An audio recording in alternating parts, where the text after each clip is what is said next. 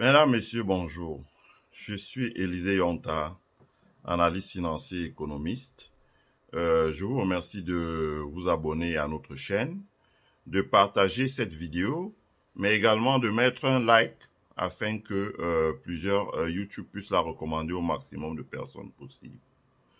Je fais cette vidéo pour parler de la semaine du consommant local dans les États de la Confédération de l'Alliance des États du Sahel, à savoir le Mali, le Niger et le Burkina Faso. Et cette semaine a été organisée en partenariat avec l'UEMOA, l'Union économique et monétaire ouest-africaine. Déjà, je salue les efforts de la diplomatie sénégalaise qui, après l'implosion de la CEDEAO, a évité qu'on en arrive à l'implosion de l'UEMOA. Voilà. Et qu'on arrive à préserver des espaces tout en respectant la souveraineté intérieure des pays, mais également en ne se laissant pas inféoder par des intérêts ou des groupes d'intérêts étrangers.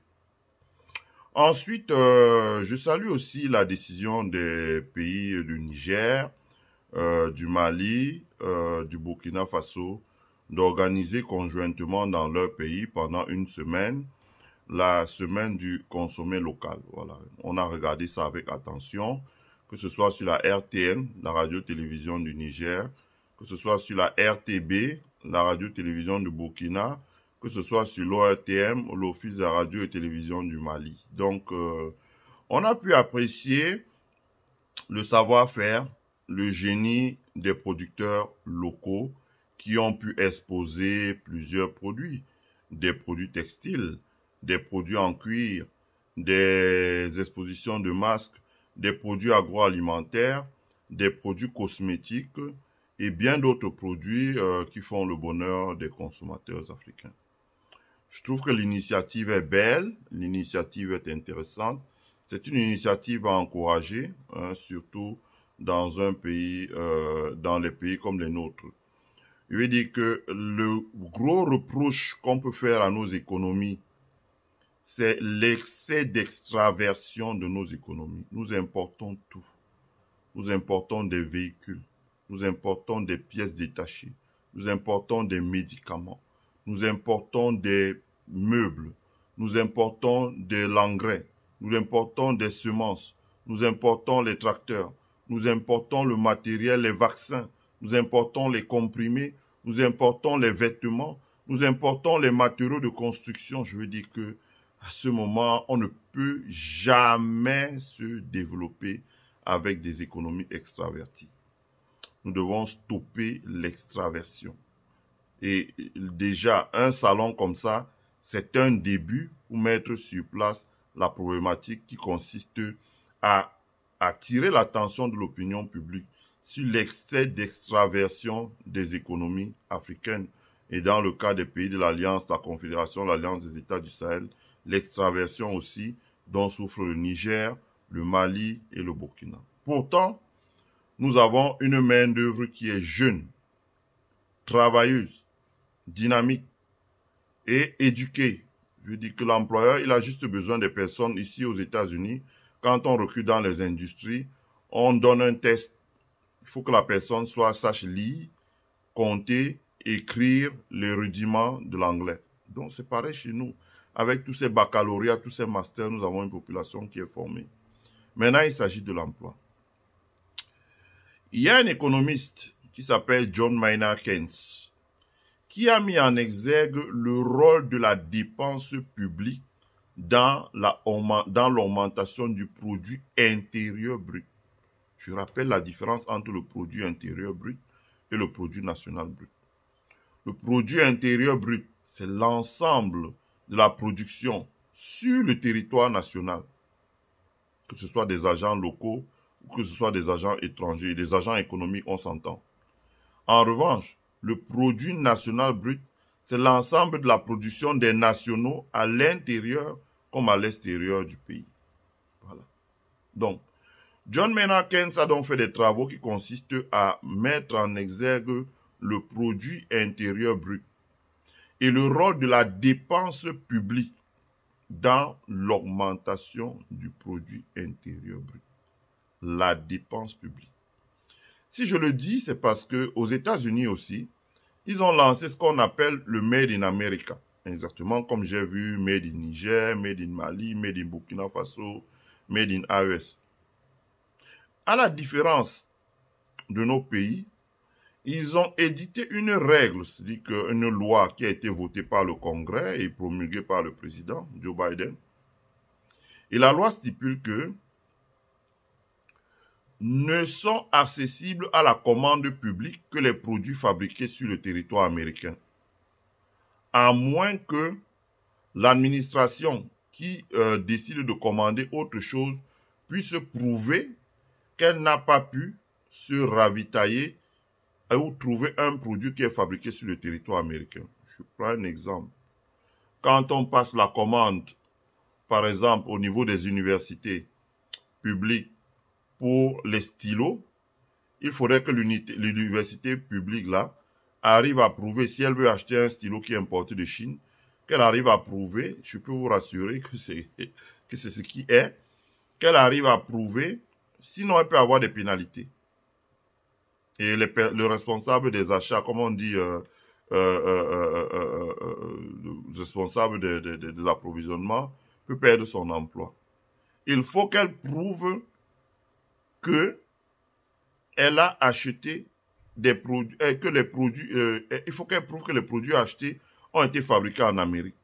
Ça veut dire qu'au moment de passer la commande, s'il y a des stylos BIC, ils vont se renseigner pour s'assurer auprès de l'acheteur que la commande est fabriquée en Amérique. Donc, vous avez, par exemple, pour tout ce qui est la bureautique aujourd'hui, tout le monde va s'approvisionner chez Staple.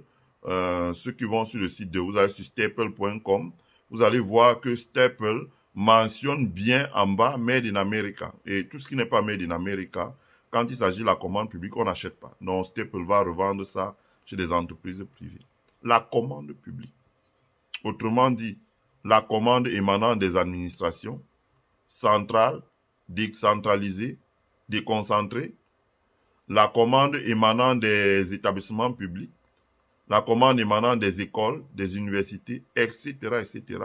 La commande publique doit être réservée à ça. C'est-à-dire que vous n'avez pas besoin de faire une loi pour augmenter les tarifs douaniers sur ce qui est importé ou bien pour interdire l'importation de telle ou telle marchandise. Mais simplement, vous donnez la priorité à la commande publique, les meubles, par exemple. Mais également d'autres décisions qui peuvent protéger les fabricants locaux. Je prends un exemple. Si dans un pays, le ministère du Commerce, par exemple au Burkina Faso, au Mali ou au Niger, organise les entrepreneurs locaux pour qu'elles puissent pas, c'est pas le petit tailleur. Le petit tailleur ne sera jamais compétitif par rapport aux produits qui viennent d'Asie. En revanche, si on organise les entrepreneurs locaux à se mettre une vingtaine et créer une PME avec un investissement chacun de 20 millions de francs, donc il fait 400 millions de francs, et on décide que désormais tous les élèves et les étudiants dans les universités du Burkina Faso, les toges des enseignants, les tenues scolaires des élèves ou étudiants seront confectionnés par ces entrepreneurs-là et livrés dans les écoles. C'est une exclusivité que l'État leur accorde. C'est le protectionnisme. Ça se pratique dans tous les pays du monde. Sans blesser l'OMC, sans blesser aucune organisation communautaire ou multilatérale.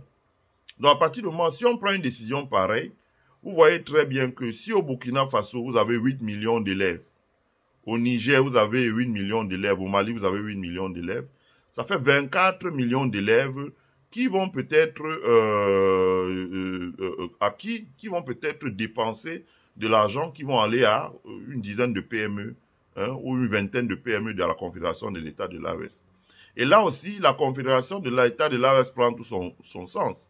Parce qu'on peut décider que nous céderons la commande publique que les gens, des entreprises, des PME qui sont installées sur le territoire de la Confédération de l'AES. À partir de ce moment, l'État leur donne les moyens de produire, de vendre, de se faire payer, d'engranger la trésorerie pour pouvoir continuer à développer et se diversifier dans d'autres secteurs d'activité.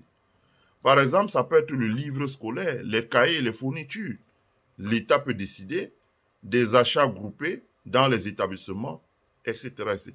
Mais aussi, en dehors de l'État, les chambres consulaires, notamment la chambre de commerce, on voit ça ici aux États-Unis. Les chambres consulaires peuvent mettre en place des plateformes.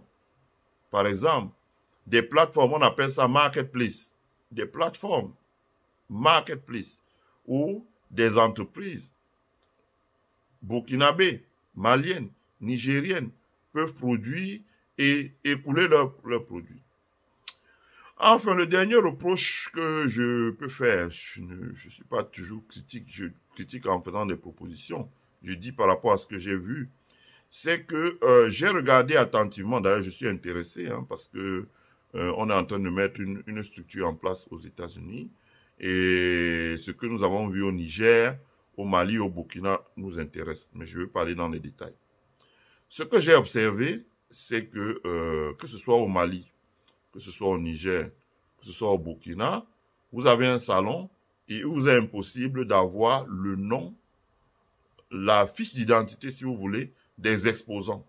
Le nom de l'exposant, le nom de son entreprise, l'adresse postale, l'adresse email, l'adresse physique, le contact téléphonique, le contact WhatsApp, etc., etc., etc. Ce n'est pas bien. Aujourd'hui, dans tous les salons professionnels, avant que le salon ait lieu, 1 an à l'avance, on publie la liste des exposants. Et 1 an après le salon, on publie la liste des exposants. À minima, 6 mois avant, on publie la liste des exposants. Ça donne la possibilité aux gens de se préparer en allant au salon. Et après, on maintient la liste des exposants. Ça donne la possibilité à ceux qui étaient au salon, qui n'ont pas pu rencontrer tout le monde, de pouvoir les recontacter en passant par le site internet.